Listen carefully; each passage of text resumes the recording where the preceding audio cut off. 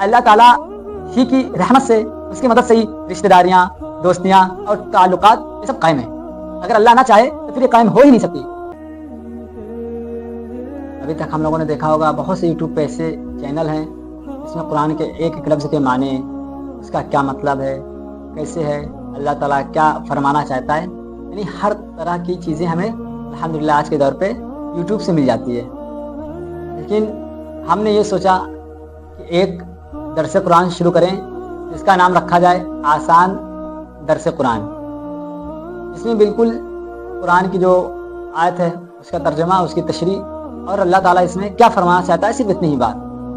باقی گہرائی میں جانے کے لیے آپ کو بہت سے ایسے چینل مل جائیں گے، بہت سے ایسے لوگ مل جائیں گے جو آپ کو ایک ایک لفظ کے معنی، ایک ایک آیت کے معنی، اس کے مفہوم بتانے کے لیے ہیں۔ تو ہم آج کوشش کریں گے صرف بسم اللہ الرحمن الرحیم پر بات کریں گے کہ بسم اللہ الرحمن الرحیم ہے کیا، اس کے معنی کیا ہے۔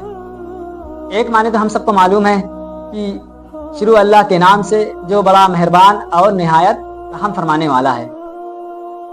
آپ صرف اتنا ہی سنتے آئے ہوں گے یا پڑھتے ہوں گے۔ آج ہم پورا اس کا مفہوم کے ساتھ ترجمہ کریں گے اور دیکھتے ہیں اللہ تعالیٰ بسم اللہ الرحمن الرحیم پر ہم سے کیا، بسم اللہ الرحمن الرحیم کے معنی کیا ہیں اور اس کا پورا مطلب کیا ہے۔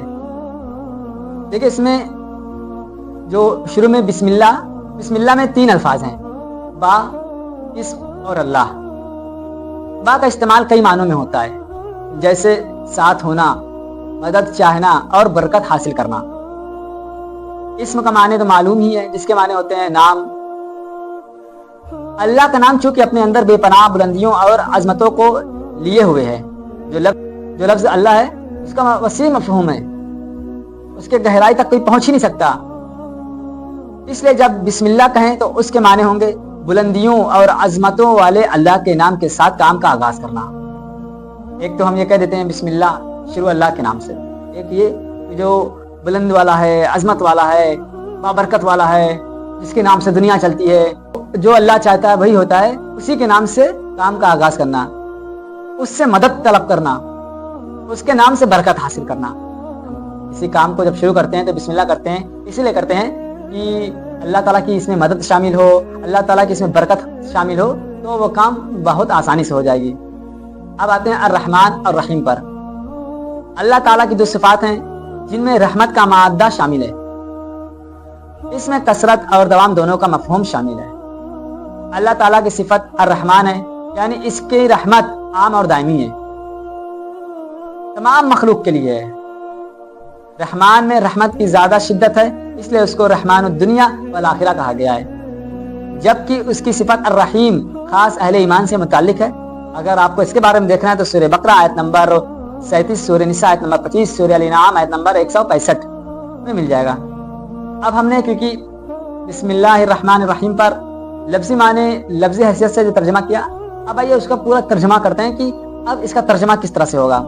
دیکھیے اس کا ترجمہ اس طرح سے ہوگا، بڑی عظمت اور بزرگی والے اس اللہ کے نام سے مدد اور برکت حاصل کرنے کے لیے کام کا آغاز کرتا ہوں جو رحمان ہے، جس کی رحمت میں کثرت، وسعت اور دوام پایا جاتا ہے۔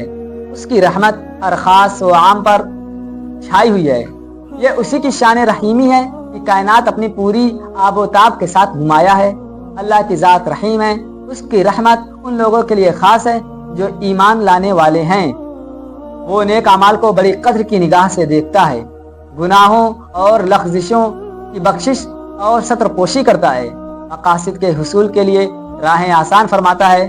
رشتہ داریاں، دوستیاں اور تعلقات اسی کی رحمت کی بنا قائم و دائم ہیں۔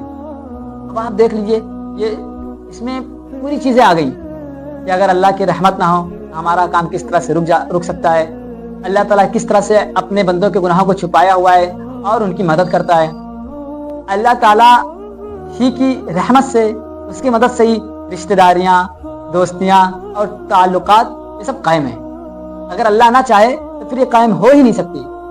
تو دیکھا آپ نے یہاں پر آپ کو بسم اللہ الرحمن الرحیم کا جو مفہوم ہے بہت اچھے سے سمجھ میں آ گیا ہوگا۔ آپ اس مفہوم کو اپنے سامنے رکھ کر بسم اللہ کیجئے اور کسی کام کا آغاز کیجئے تو انشاءاللہ اس میں اور زیادہ آپ کے اندر شدت آ جائے گی کہ کس طرح سے اللہ تعالیٰ دیکھ رہا ہے، کس طرح سے اللہ تعالیٰ مدد کرتا ہے۔ تو امید ہے کہ آپ لوگوں کو بسم اللہ الرحمن الرحیم مفہوم سمجھ میں آیا ہوگا۔ اسی طرح انشاءاللہ ایک آیت ایک رکوع کی کا ترجمہ اور اس کی تشریح مختصر ڈالا جائے گا تاکہ لوگ بآسانی سے سمجھ سکیں، قرآن کو سمجھ سکیں، غور و فکر اتنے میں کر سکیں اور ان کے لیے آسان ہو جائے۔ تو آپ لوگ اس چینل سے جڑے رہیے، انشاءاللہ آپ لوگوں کو بہت فائدہ ہوگا۔ السلام علیکم ورحمۃ اللہ۔